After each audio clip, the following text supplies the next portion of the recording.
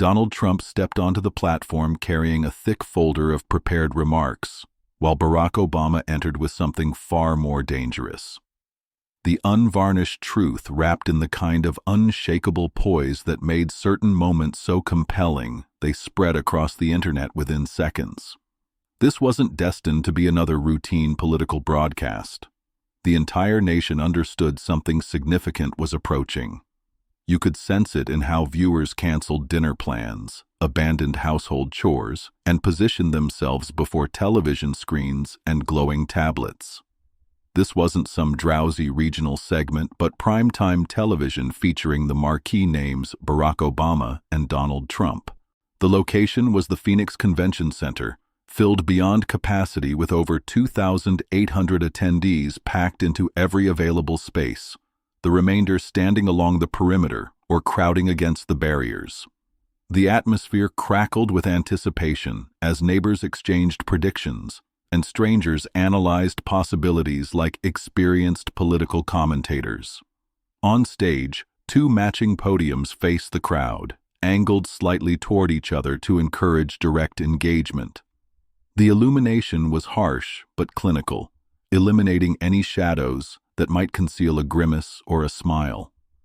The format was advertised as a nonpartisan forum on economic rebuilding. In principle, the objective was straightforward: present solutions, exchange viewpoints, and maintain civility. However, even the hosts recognized this was a diplomatic way of saying prepare for confrontation. They weren't mistaken. As cameras swept the venue, they captured glimpses of handmade and professional signs. Restore honor, another term. Facts first. The division among attendees was apparent, but the energy was shared. Everyone wanted a moment they could remember. Behind the scenes, a makeup artist applied powder to Obama's forehead, while a producer whispered in his earpiece, "We go live in 90 seconds." Obama merely nodded, reviewing a few documents arranged precisely on his podium. No clutter, no excess, just several bound pages, a pen, and a water glass. He hadn't come to improvise through headlines, but arrived with documentation. Trump's preparation looked different. A stack of index cards scattered across his podium, an uncapped marker resting on top. He'd been pacing since arrival, occasionally glancing toward the stage entrance as if trying to gauge the audience before appearing. His advisors spoke in urgent whispers, one clutching recent employment statistics, another holding a chart displaying job creation trends. It was preparation, certainly, but appeared more like final moment cramming. The countdown reached 10 seconds, and the studio audience quieted like a receding wave. The moderator approached, veteran broadcaster Paul Landers and political correspondent Monica Rivera. Paul's voice carried over the murmur. "Good evening, America. Tonight we present a dialogue between the 44th and current 45th Presidents of the United States. Our focus, economic recovery and bipartisan cooperation in post-pandemic America." Polite applause followed. "Please welcome President Donald Trump and President Barack Obama." Trump entered first, his stride purposeful, wearing a practiced half-smile. The applause swelled from one section, mixed with scattered disapproval from another. Moments later, Obama walked in from the opposite entrance, his pace unhurried, eyes scanning the crowd. This time, the applause was equally loud but steadier, almost rhythmic. They shook hands briefly, both maintaining level gazes but unreadable expressions. "Gentlemen," Monica began, "we'll start with opening statements. You each have 2 minutes." Trump leaned forward first, thanking the audience before quickly shifting to highlight his administration's recent achievements. He cited record employment figures, soaring markets, and unprecedented pandemic assistance. His supporters responded with cheers, though several skeptical faces were visible on camera. When Obama's turn came, he thanked the moderators, the audience, and even Trump for sharing the platform in a spirit of open dialogue. His voice carried calm warmth, but there was substance beneath, a suggestion he'd come prepared for more than pleasantries. He acknowledged progress, but emphasized that recovery statistics must match reality in people's homes and paychecks, not just on paper. The initial questions were gentle, supporting small businesses, addressing inflation. But tension was building with every response, bringing them closer to collision. At one point, an audience member, a small restaurant owner from Reno, Nevada, stood and asked about pandemic relief funding. "I applied 3 times, she said, her voice steady but strained. "The paperwork claims the program was expanded, but we never received anything." She looked between Trump and Obama. Trump leaned toward his microphone, calling her situation an unfortunate exception, claiming the vast majority received needed assistance. He referenced administration-approved reports but didn't elaborate. Obama waited, listening, then without raising his voice said, "Actually, I've reviewed the data on this. Across Nevada, nearly 22% of small businesses that applied for relief never received funding. That's not an exception, that's more than 1 in 5. He didn't look at Trump, but spoke directly to the woman, offering acknowledgement that felt genuine rather than rehearsed. The atmosphere shifted. Even through cameras, viewers could tell the exchange had real teeth. But the moment that would define the evening was still approaching. Paul Landers adjusted his glasses and leaned into the microphone. Our next question comes from Daniel Cortez, a teacher from Fresno, California. Daniel stood, gripping a folded paper. "My question is for both of you, but I'd like to start with President Obama. We've heard many statistics tonight about job growth and relief programs. My concern is, how do we distinguish truth from political spin when those numbers don't match what people experience daily?" Obama didn't rush his response. He leaned slightly on the podium, the papers before him untouched. "That's a fair question," he said, voice steady with the slightest nod of respect toward Daniel. "The thing about statistics is they're like photographs. You can frame them however you want, but if you step back and examine the complete picture, you see the real story." He reached for his small stack of papers. For example, last month, the administration announced job growth was at an 8-year high. What they didn't mention is that most of those positions are temporary or part-time without benefits. The Bureau of Labor Statistics breaks this down. 47% of jobs added were in sectors with the lowest median wages. Trump's head turned sharply, his expression tightening. Obama continued, "Now I'm not saying there's no progress, but telling people we've never had it better while they're working multiple jobs and still can't afford rent. That's not the truth they're living." The audience reacted with murmurs of agreement from some, scattered disapproval from others. Trump immediately interjected, "That's a distortion. We've created millions of jobs. The economy is stronger than ever, and people are doing better than under your administration. Those are the facts." Obama didn't interrupt.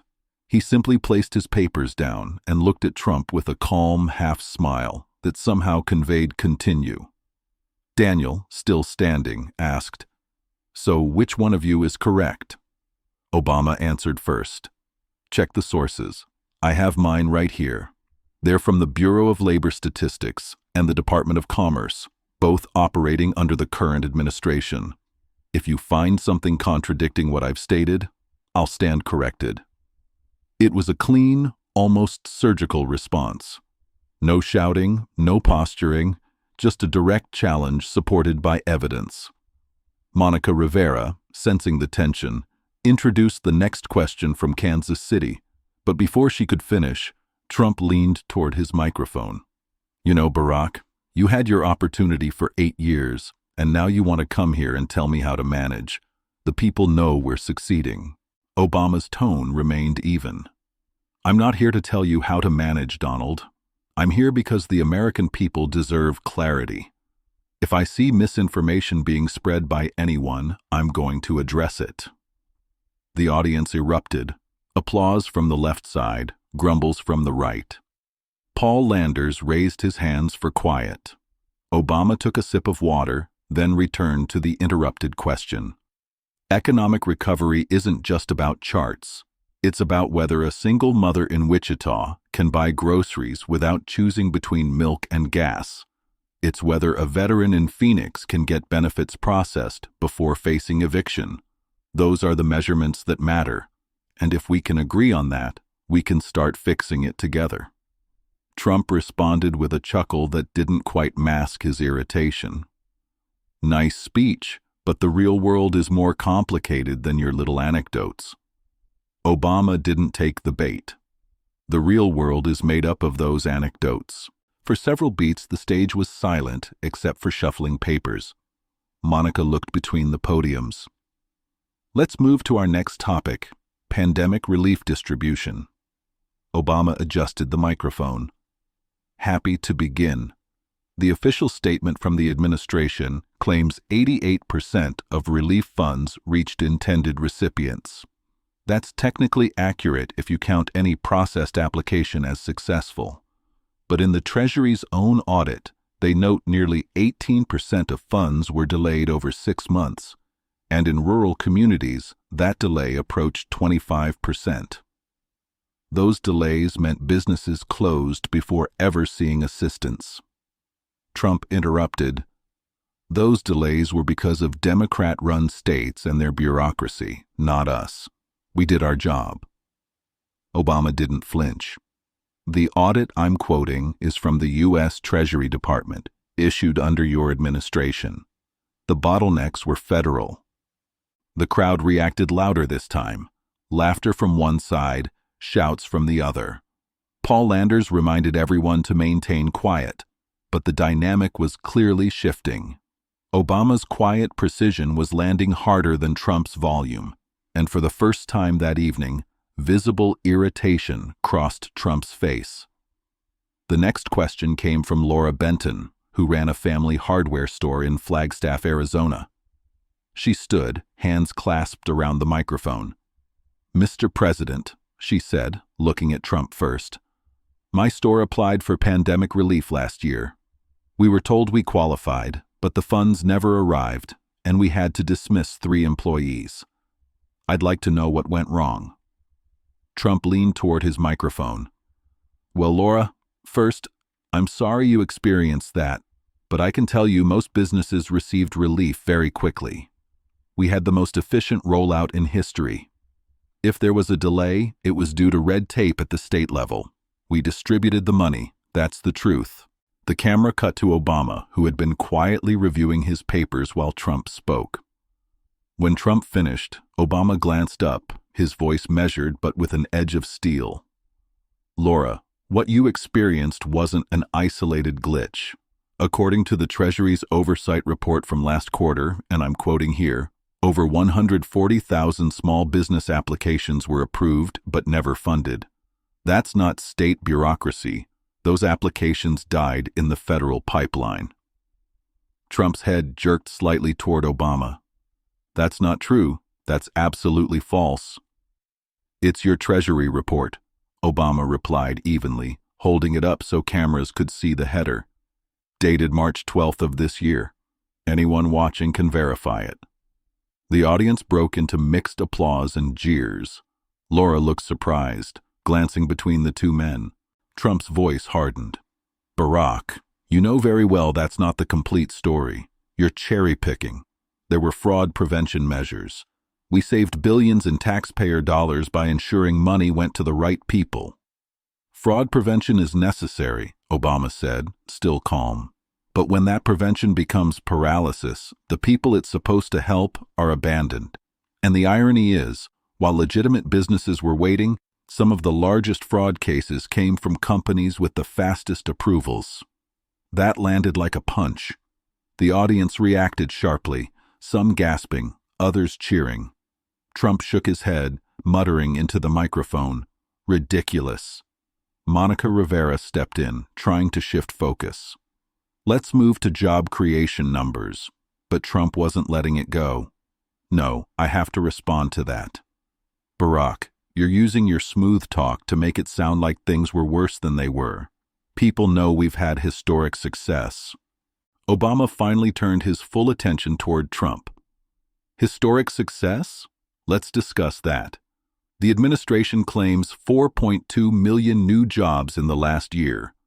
The Bureau of Labor Statistics, your bureau, says when you account for job losses earlier in the pandemic, the net gain is closer to 1.6 million. That's still progress, but it's not 4.2 million, and pretending it is doesn't help people who are still struggling. The crowd erupted again. The moderators called for order, but tension was now fully alive in the room. Trump leaned on the podium, his voice sharper. You had your chance for 8 years. You failed. You talk about numbers, but you couldn't even get your economy moving until your final year. Obama tilted his head slightly. Donald, this isn't about my presidency or yours. It's about whether we can be honest with the American people in real time. If the numbers are inflated, say so. If they're not, prove it. Trump's lips tightened, but he didn't answer. Instead, he shifted to attacking Obama's record, bringing up healthcare and foreign policy decisions. It was a familiar move, redirect to safer ground. But Obama didn't take the bait. I'm happy to discuss healthcare or foreign policy, but Laura's question was about why her employees lost their jobs because relief never came. Right now, we still don't have an answer. The audience applauded louder this time. The camera zoomed in on Laura, who was nodding slightly, her expression mixing gratitude and frustration. Paul Landers, sensing the moment, posed a follow-up directly to Trump. Mr. President, can you address the specific figures from the Treasury report that President Obama just cited? Trump's eyes narrowed. I'll have my team review that report and release a statement, but I can tell you it's wrong. Obama raised an eyebrow almost imperceptibly. Your Treasury report is wrong? That line triggered laughter from a large portion of the crowd, and even Monica had to suppress a smile. Trump's hand tapped the podium in short, rhythmic bursts, signaling his annoyance. The camera caught a close-up of Obama's papers with a visible section of the Treasury report header in frame. Twitter and Facebook were already exploding with screenshots, hashtags forming within minutes. Laura sat back down, but her story lingered in the air, a reminder of what this town hall was supposed to address. The moderators moved on, but the damage to Trump's narrative was already apparent. What came next wouldn't just be about numbers, it would be about control and who could maintain theirs when pressure reached its peak. The moderator shifted to a pre-submitted question from Spokane, Washington, supposedly a broader, less confrontational topic about addressing the widening wealth gap. Paul Landers turned first to Obama, who didn't even glance at his notes. Wealth gaps don't close themselves. They're the result of policy, sometimes intentional, sometimes negligent. If we want recovery to mean something, it has to mean more than stock market highs. It has to mean a kid in Yakima doesn't have to drop out of community college because tuition doubled, or a retiree in Spokane can keep his home when property taxes spike. That's real recovery. There was no flourish, no dramatic pause, just a grounded statement that painted a picture people could connect to. Trump jumped in almost before the applause ended. The wealth gap's been exaggerated. We've created the strongest economy in history. People at every income level are doing better now. That's what's important. Obama turned toward him slightly. If that were true for everyone, we wouldn't be sitting here with people in the audience telling us they've lost jobs, closed businesses, or can't afford health care. Trump's voice rose. Barack, you're cherry-picking sad stories to make me look bad. People know the truth. They can see it in their retirement accounts. Donald, Obama replied, his tone level but firm. You can't measure a country's health by its stock portfolio. The average American doesn't have a retirement account, and those who do can't pull groceries out of it. That drew laughter and clapping from a large section of the audience. The camera panned briefly to catch crowd reactions, smiles, head shakes, murmured side comments. Trump's expression hardened. You think you're clever, but you're wrong. People are winning again. You had 8 years and left us with slow growth, high unemployment, and... Obama cut in, not with aggression but with precision. Under my administration, unemployment dropped from 10.2% to under 4.8%. You inherited a growing economy. What matters now is telling people the truth about where we stand today. The tension in the room was starting to crystallize into a visible contrast. Obama's words came slow and measured, almost surgical. Trump's pace was faster, sharper, like he was trying to keep the conversation on his terms. Monica Rivera tried to steer things back. Gentlemen, let's keep our responses focused on solutions. Obama nodded. Here's one. Make relief programs automatic when certain economic indicators fall below set thresholds. That way, help doesn't get caught up in political fights while people are struggling. It's not partisan. It's just smart. Trump waved a hand dismissively. That's socialism. We're not going to hand out money every time the media says things are bad. It's not socialism, Obama replied, leaning slightly forward. It's the same principle as disaster relief after a hurricane. When a storm hits, we don't ask people to wait 6 months while politicians argue over the budget. An economic crash is no different. The audience applauded again, this time even louder. Some of Trump's supporters in the room were frowning, shifting in their seats. Paul Landers asked a follow-up. Mr. President, would you consider such a measure if it was proven to save jobs? Trump smirked. We don't need to prove it. We already saved jobs. We did it better than anyone in history. Obama tilted his head. If that's true, why are 22% of small businesses that applied for relief still closed? That's your Treasury's number, not mine. Trump's reply came fast. Fake numbers. That's all from biased people trying to hurt me. Obama's voice stayed even. Your Treasury Department, Donald. Your people. Your numbers. The room's energy shifted again. This wasn't just a disagreement now. It was a standoff between precision and volume, between data and dismissal. Trump leaned into his microphone, his voice rising. You think you can come in here with your papers and your big words and make me look bad? The American people are smarter than that. They know a show when they see one. Obama didn't take his eyes off him. This isn't a show, it's the truth. And the truth doesn't change just because it's inconvenient. The audience broke into the loudest applause of the night so far, nearly drowning out Trump's attempt to speak over it.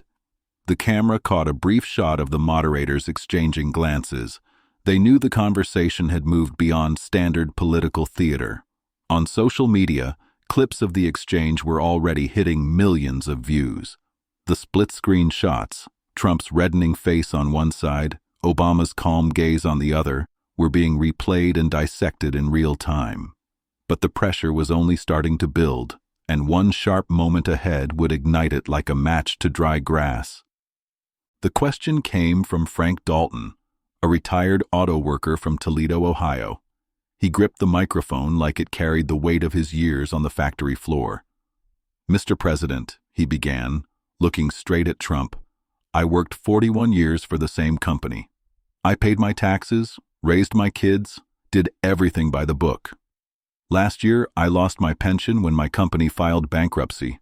I want to know why billion-dollar corporations got relief faster than working folks like me. The room quieted. Even the moderators seemed to sense this one was going to land hard. Trump straightened his posture. Frank, I'm sorry for what happened to you, but you have to understand. When the economy shut down, we had to protect the big companies to keep them from collapsing. If they go down, millions of jobs go with them. We saved the system, and that saves workers. Frank's expression didn't change. I didn't get saved. A murmur moved through the crowd. Obama leaned forward, elbows resting lightly on the podium. Frank, your story isn't unique, and that's the problem. The relief package that passed last year gave $600 billion in corporate assistance before it gave a single dollar in direct aid to workers who lost pensions or savings. That's not hypothetical. That's in the bill. Trump jumped in. We had to do it that way. Without the corporations, there are no jobs for people like Frank. Obama didn't raise his voice, but his words cut with precision. The corporations Frank's talking about took the money, paid their executives bonuses, and still cut jobs. That's not saving anyone. That's looting with permission. The audience erupted. Applause thundered from one side, shouts came from the other. Frank just sat back down, shaking his head slowly. Trump's tone sharpened. You're twisting it, Barack. You're making it sound like I handed out cash to my friends. The money was to protect the economy, and it worked. Look at the markets. Obama glanced at the audience before turning back to Trump. The markets aren't the measure of a man like Frank's life. You don't retire on the Dow Jones, you retire on the pension you earned. That drew the loudest applause of the night so far. The moderators called for quiet, but the crowd wasn't quick to oblige. Trump took a step closer to his podium, gripping the sides. You're acting like you have all the answers, but you had your chance and you failed. You didn't rebuild the auto industry. You just threw taxpayer money at it. Obama's eyes didn't leave him. I didn't throw money at it. I demanded accountability for every dollar. And when we saved those auto jobs, we didn't let CEOs take home bonuses while cutting pensions. That's the difference between help and a handout. The moderators tried to step in, but Trump pressed on. You love to sit up there and act like you're the hero, but you're not president anymore, Barack. I am, and I've done more for the American worker than you ever did. Obama waited for the noise to settle before replying. Donald, this isn't about who gets to wear the hero's cape. This is about the truth. If you want to talk about helping workers, then let's start by being honest about who actually got helped. The audience roared again. The camera caught Trump's jaw tightening, his patience thinning in plain view. Somewhere in the back rows, a young man shouted, "Answer the question." The moderators ignored it, but the sentiment was spreading. Paul Landers leaned in, his voice firm. Mr. President, can you directly address why corporations received faster relief than workers like Frank? Trump's response came quickly, almost too quickly. Because that's how you save the economy. You start at the top, and it flows down. Obama's reply was almost immediate. That's the theory, but in practice, it hasn't flowed down. It's pooled at the top. Laughter broke out across the left side of the room, followed by clapping. The right side tried to drown it out with cheers for Trump, but the energy was clearly tilting. The split-screen image was striking. On one side, Trump leaning forward, voice sharp, hand chopping through the air. On the other, Obama standing still, speaking slowly, his gaze steady. The networks knew they had the visual story of the night. Social media lit up with quotes. Looting with permission was trending within minutes. But the moment that would define the night wasn't here yet. That was coming with a single surgical strike that no one in the room would forget. It came almost by accident. The moderators had moved to a new topic, transparency and government spending, hoping to cool the temperature in the room. Monica Rivera read the next question from a card. How can Americans trust that relief funds are being allocated fairly and without political bias? Obama let Trump take the lead. Trump started strong, talking about the most transparent administration in history and how his team released more spending data than any administration before. He waved his hand toward the cameras. People can go online right now and see exactly where the money went. No one's hiding anything. When it was Obama's turn, he didn't look down at his notes. Transparency isn't just posting numbers on a website. It's making sure those numbers mean something. Because a spreadsheet that says $1.2 billion went to small business relief doesn't tell you that half of it went to corporations with lobbyists on speed dial. The crowd stirred, some murmurs, a few claps. Trump shook his head. That's not true. We followed the rules. We did it better than anyone. Obama stayed calm. Donald, I have the list here. He lifted a single page. These are the top 25 recipients of relief funds last year. 18 of them are companies valued over $1.5 billion, and 9 of those laid off workers after taking the money. Trump immediately pushed back. That's cherry-picking again. You're looking for the bad examples because you don't want to admit the program worked. Obama didn't miss a beat. If the bad examples cost taxpayers billions and left workers out in the cold, they're not small details, they're the story. Then came the line that would replay endlessly over the next 48 hours. Obama glanced briefly toward the audience before returning his gaze to Trump. You can't claim victory just because you threw a parade while people were still digging themselves out of the rubble. The reaction was instant. A wave of applause, cheers, and a few audible laughs. Trump tried to speak over it, but the sound swallowed his voice for several seconds. On Twitter, political commentator Jules Harper clipped the moment and posted it within minutes. Parade in the rubble. Obama just ended the argument in one sentence. The tweet hit 120,000 likes in under an hour. Cable news channels ran with it too. One network's chyron read, "Parade in the rubble line steals show at town hall." Back in the auditorium, Trump tried to regain ground. Look, folks, the truth is, we had to move fast, and moving fast means some mistakes happen, but overall we did better than anyone could have. Obama leaned in slightly. Mistakes are human. Pretending they didn't happen is politics. The American people deserve the first one, not the second. That exchange turned the room. Even those who had been split earlier were now leaning toward Obama's measured control. In the production truck outside, a technician muttered, "That's the soundbite. That's the lead." He was right. Every news highlight package would center on that single sentence.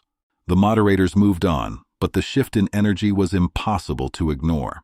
Trump's interruptions became more frequent but less effective, often drowned out by the crowd's reactions.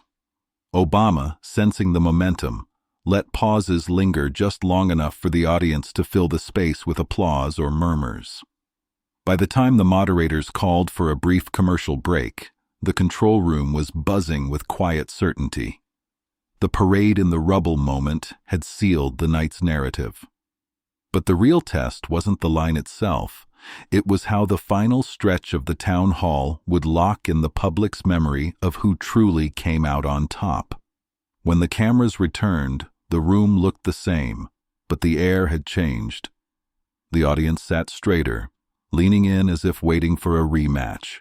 The moderators, sensing the shift, went straight into the next question, one that on paper was harmless. What's the single biggest mistake the other made in handling the economy, and what would you have done differently? Trump took the bait first. Easy. Barack spent 8 years apologizing for America and creating policies that strangled our economy. If he'd cut taxes and regulations like I did, we'd have been booming long before I got here. Obama didn't flinch. Donald's biggest mistake is mistaking speed for success. Moving fast is good when you're chasing a train, but if you're headed in the wrong direction, all it means is you get lost faster.